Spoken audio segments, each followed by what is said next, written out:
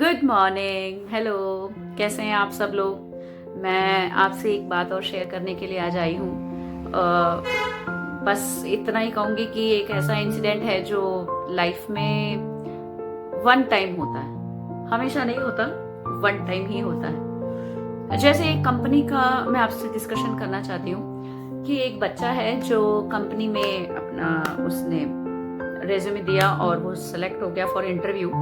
तो जब उसने इंटरव्यू से पहले उस कंपनी में कदम रखा, उस बच्चे ने उससे पहले उसकी पूरी स्टडी की।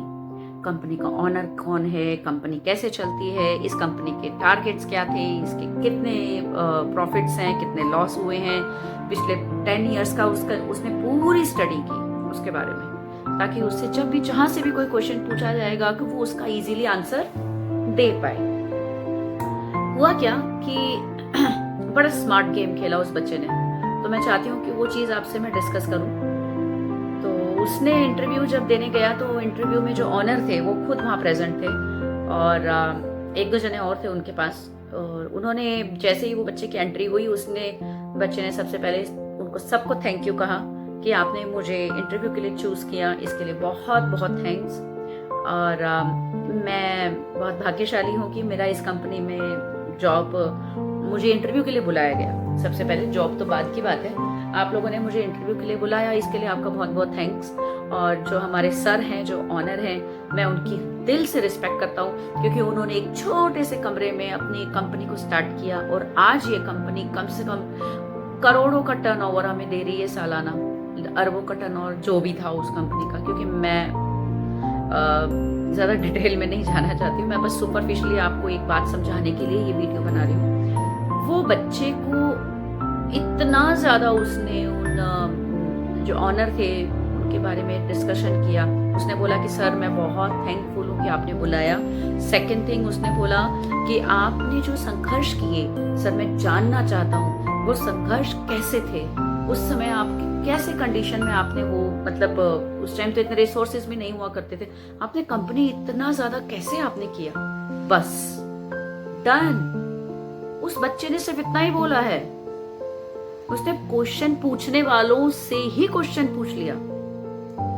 फिर जो वो कंपनी का ऑनर अपनी बात कहने लगता है ना, वो कम से कम आधा पौन घंटा बोलता चला जाता है।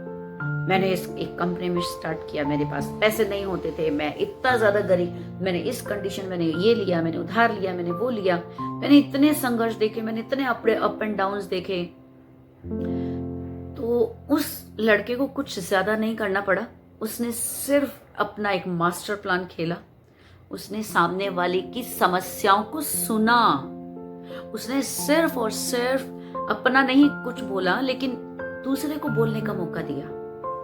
उसका यही दांव उसके कंपनी में, उसी कंपनी में उसको एम्प्लॉय बनाने के लिए सफिशिएंट था। वो जो ऑनर थे वो इतने इम्प्रेस हो गए उस बच्चे से, उससे 2-4 क्वेश्चंस पूछे और उसका इंटरव्यू फाइनल करते हुए उन्होंने इसको रख लिया, उसे एम्प्लॉय के तौर पे रख लिया।